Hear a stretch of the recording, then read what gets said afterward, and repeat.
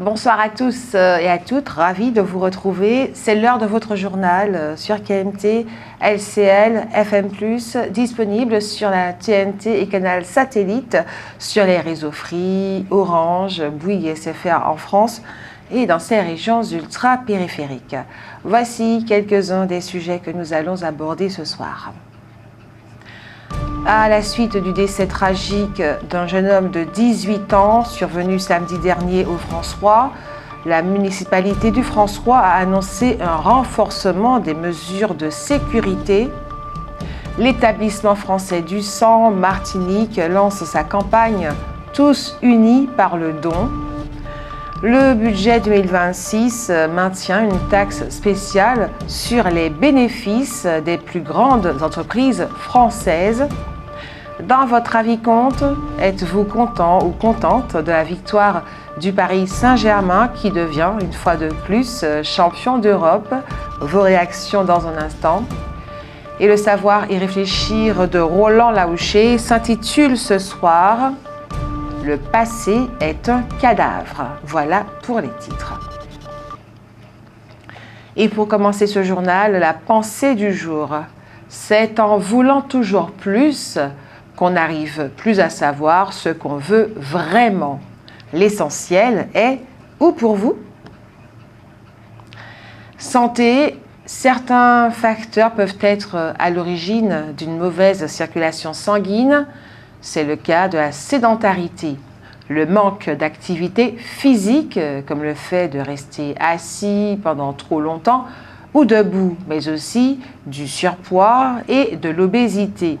La pression abdominale est augmentée, ce qui épuise le système veineux. Si aujourd'hui la qualité de l'air est bonne en Martinique, elle sera par contre mauvaise demain. Ce jeudi soir, entre 19h et 20h, un homme a été touché par arme à feu au Terre-Saint-Ville. Il s'agirait d'un contentieux entre deux individus connus de la police. Le coup d'envoi de la 15e édition du Critérium du Lamentin a été donné hier soir, jeudi, sur l'anneau cyclable du stade Yves Adel avec un contre-la-montre par équipe. C'est Axel Zaméo du Team Beat Gedimat Madina Bikers qui est parti en jaune ce vendredi 5 juin pour la deuxième étape longue de 120 km. Et puis après 3 jours de procès, le verdict est tombé. Sabine B. a été condamnée à 15 ans de réclusion criminelle pour tentative de meurtre sur 3 de ses enfants et 2 de ses voisines. L'avocate générale avait requis 24 ans de réclusion criminelle. Elle est aussi condamnée à un suivi socio-judiciaire pendant 5 ans. Je vous le disais en titre, à la suite du décès tragique d'un jeune homme de 18 ans, survenu samedi dernier au François, la municipalité du François a annoncé un renforcement des mesures de sécurité. Des dispositifs de surveillance supplémentaires et des actions de prévention seront déployés dans plusieurs quartiers afin de répondre à la recrudescence des violences armées. Par ailleurs, le centre hospitalier universitaire de Martinique, en partenariat avec la ville du François, met en place une cellule médico-psychologique destinée aux personnes affectées par cet événement. Cette cellule sera ouverte le vendredi 12 juin 2026 à l'hôtel de ville du François de 8h à 16h. La salle d'attente est située au premier étage de l'hôtel de ville. 4 médecins de la cellule d'urgence médico-psychologique, CUMP, seront présents pour accueillir et accompagner les personnes qui en ressentent le besoin. La cellule d'écoute accueillera toute personne affectée par cet événement, notamment les proches, les membres de la famille, les témoins et celles et ceux qui ont été particulièrement marqués par ce drame. 5 des 6 prévenus impliqués dans l'affaire du détournement de 3 200 000 € de la prestation compensatoire du handicap ont été condamnés par le tribunal correctionnel de Fort-de-France ce jeudi 4 juin. 4 ans de prison, dont 2 ans ferme pour Clarisse Romani, également condamnée à 50 000 € d'amende, et 5 ans d'inéligibilité, frappée d'une interdiction définitive de la fonction publique. Elle devra indemniser la partie civile. 3 salariés de la Poste sont assignés devant la justice administrative. La direction leur reproche d'avoir mené, dans le cadre du conflit social en cours, des actions jugées contraires à la continuité du service. La collectivité territoriale de Martinique organise la 2e édition du Village de l'Europe, produit Bocaille, le samedi 6 juin de 9h à 13h à l'hôtel de la CTM de Cluny. Il s'agit d'une opportunité pour le grand public de découvrir comment les fonds européens contribuent au quotidien au développement des projets martiniquais. Produits locaux et offres promotionnelles seront au rendez-vous sur les stands des professionnels présents. Hôteliers, viande locale, légumes pays, fruits de saison, artisanat, retour d'expérience, témoignages, partage d'informations. Le Village de l'Europe, produit Bocaille, est aussi l'occasion pour les porteurs de projets de se renseigner sur tous les types de financements possibles dans le cadre de la programmation 2021-2027 des fonds européens.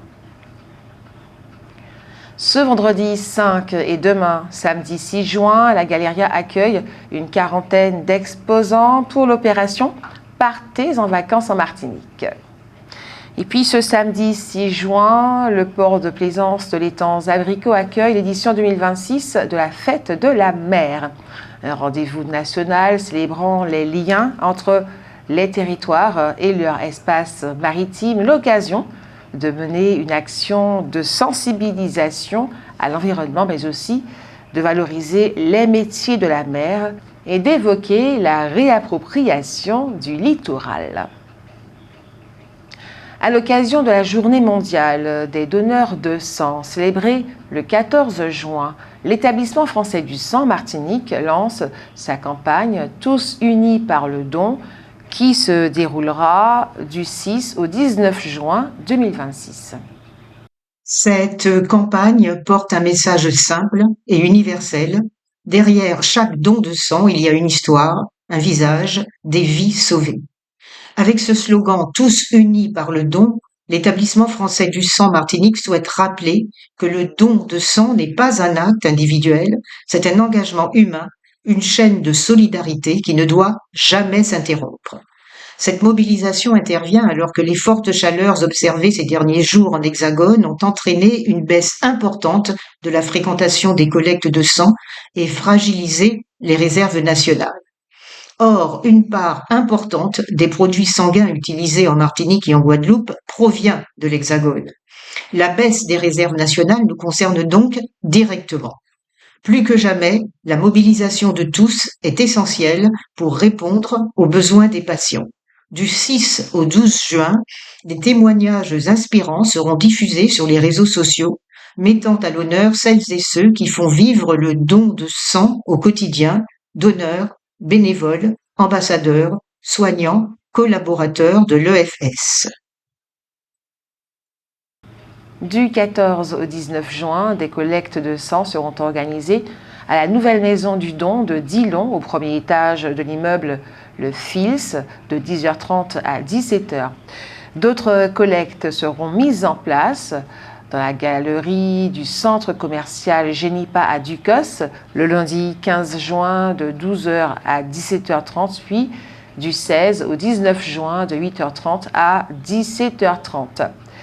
À la place Clarissa Jean-Philippe à Sainte-Marie, le dimanche 14 juin de 8h à 14h, sur le parking de l'hôpital Mangovulsin au Lamentin, le 19 juin de 8h à 14h, avec l'association de soutien aux actions contre la drépanocytose, ASAD.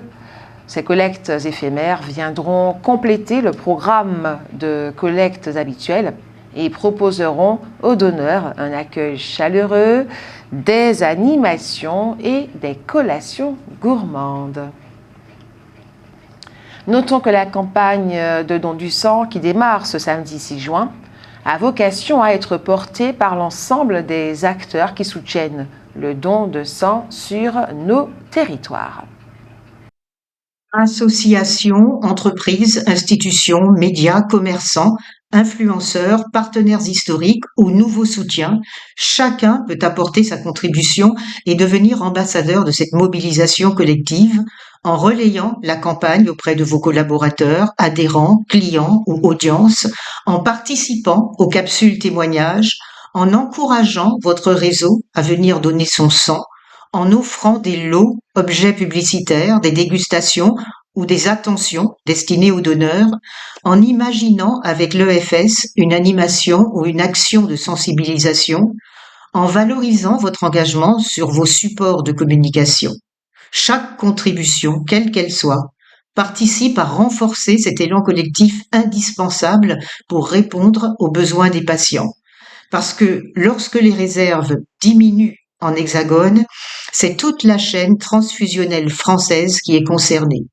Du 6 au 19 juin, montrons que la solidarité n'a pas de frontières et que nous sommes plus que jamais tous unis par le don. Certains habitants de Schœlcher signalent encore des difficultés d'approvisionnement en eau malgré l'annonce d'un retour progressif à la normale.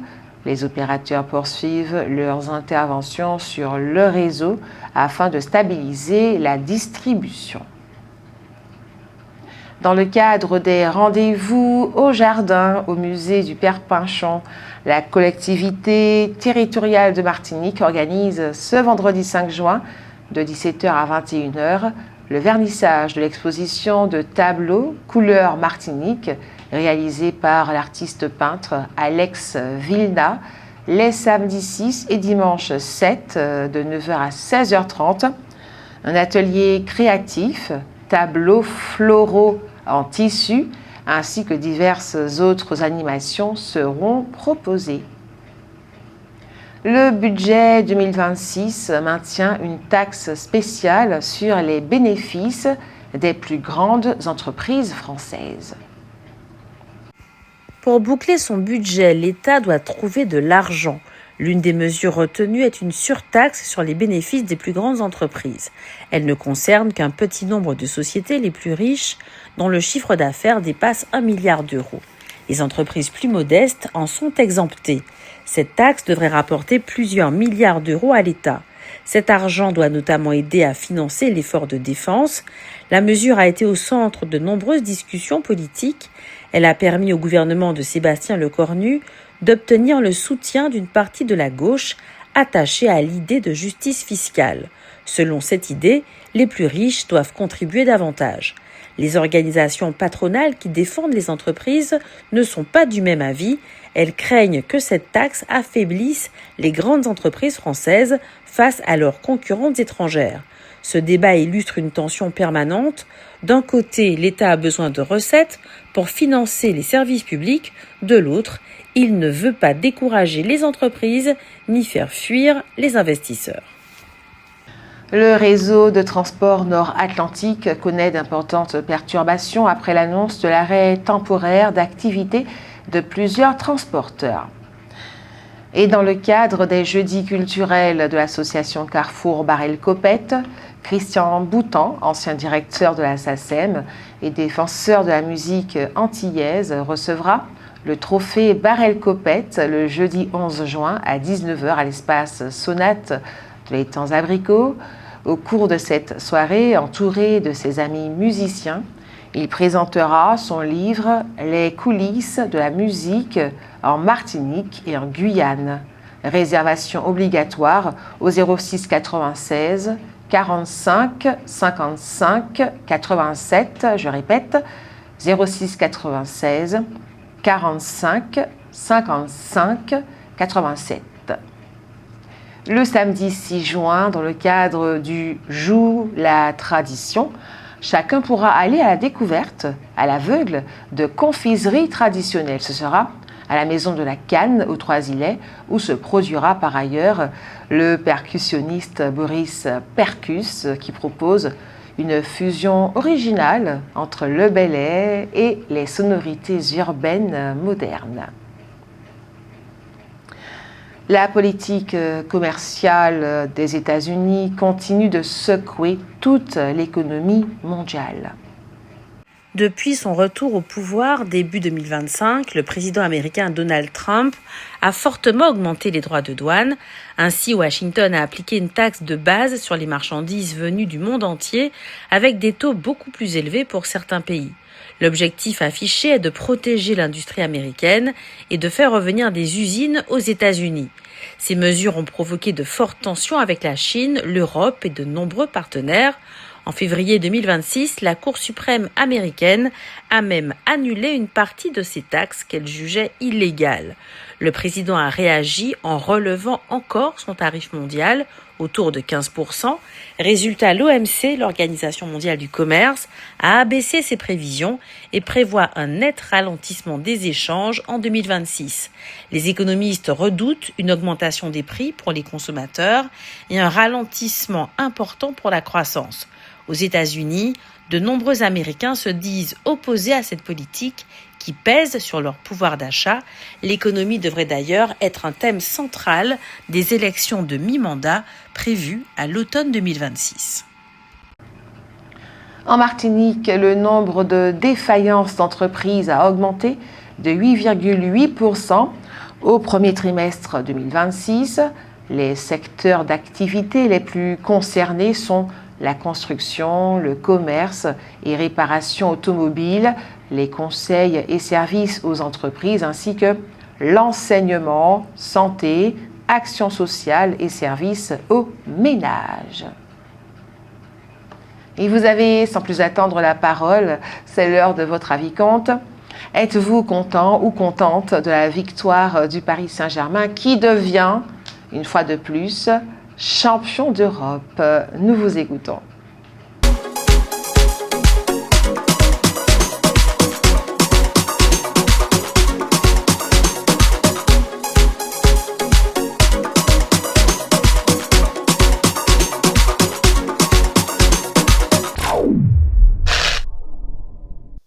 Êtes-vous content de la victoire du Paris Saint-Germain qui devient une fois de plus champion d'Europe? Oui, je suis d'accord. Je suis satisfait. Parce que 20 ans qu'ils attendent ça. Et je suis satisfait. Ah ouais, j'étais régalé. Alors, je suis pas satisfaite de la victoire parce que je suis une Marseillaise. Donc, Marseille à vie. Oui, très satisfait. Parce que on voit beaucoup les joueurs. Bon, c'est vrai qu'on en parle de plus en plus de Luis Enrique. Mais ça prouve bien que le management, c'est important. Et que le manager soit bien équilibré et qu'il protège ses collaborateurs, tout simplement. C'est pareil au travail. Hein. C'est exactement la même chose. Donc on voit bien que depuis l'arrivée de Luis Enrique, bizarrement, l'équipe gagne. Tous les joueurs sont épanouis. Tous les joueurs performent. Et puis surtout, moi je ne suis pas du tout pour la polémique Mbappé. C'est-à-dire que effectivement, il a contribué à emmener le PSG jusque-là. Et après, il est parti parce que le management d'avant ne permettait pas, dans ces luttes de pouvoir-là, les coachs peut-être n'étaient pas assez forts mentalement et émotionnellement pour pouvoir s'opposer à la présidence, je dirais, la présidence richissime du Qatar. Et donc, c'est important.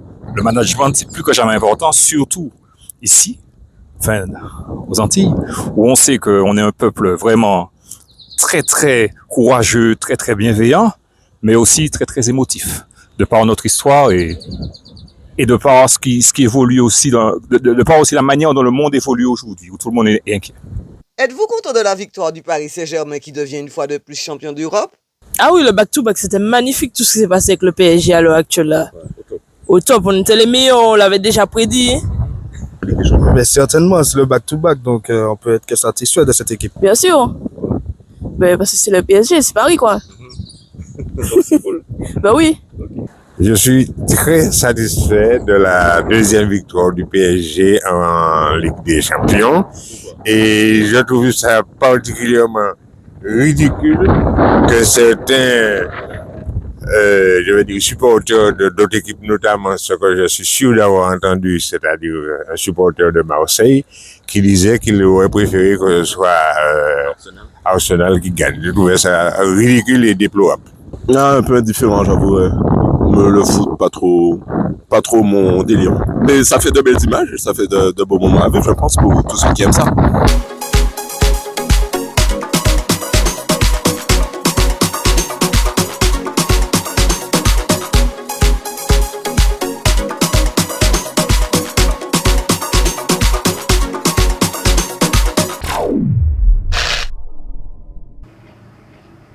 Un grand merci à ceux et celles qui ont répondu à notre question ce soir et toute cette semaine. Retrouvons sans plus attendre le savoir et réfléchir de Roland Laouché. Le passé est un cadavre.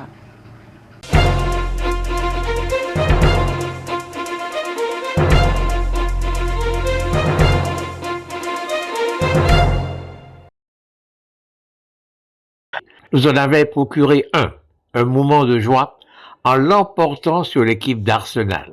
Cette fois, c'était l'équipe nationale, notre équipe nationale, qui n'allait faire qu'une bouchée de l'équipe de la Côte d'Ivoire. Au coup d'envoi, il n'y avait pas de suspense. L'équipe classée première mondiale par la FIFA allait sans difficulté l'emporter sur l'équipe classée 34e. Mais ce n'est pas ce qui s'est produit, au contraire. La France a été battue 2-1 par la Côte d'Ivoire dans un match de préparation à la Coupe du Monde de football. Sans doute, il y a des Martiniquais qui ont été contents de cette victoire de pays africains. Tant il est vrai que des victoires, l'Afrique en a besoin dans tous les domaines. Mais même ceux-là, pendant le match, ont souhaité la victoire de la France, la victoire de l'équipe de notre pays. Nous vous le faisions remarquer récemment, le destin est parfois facétieux.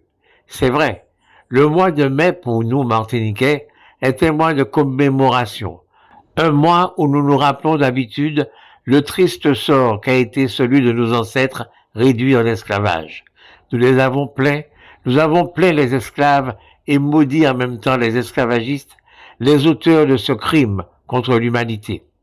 Et voilà que dès le début du mois de juin, quelques jours plus tard seulement, nous souhaitons de toutes nos forces, à l'occasion de 2 matchs de football, que les descendants de ces esclavagistes récoltent des moments de gloire. Nos cœurs ont battu au même rythme que les leurs, nos émotions ont été les mêmes que les leurs. Que pouvons-nous en déduire? Eh bien, une seule chose en réalité, et elle est tout entière, contenue dans une phrase fameuse de Patrice Lumumba, ce patriote congolais assassiné par les Belges.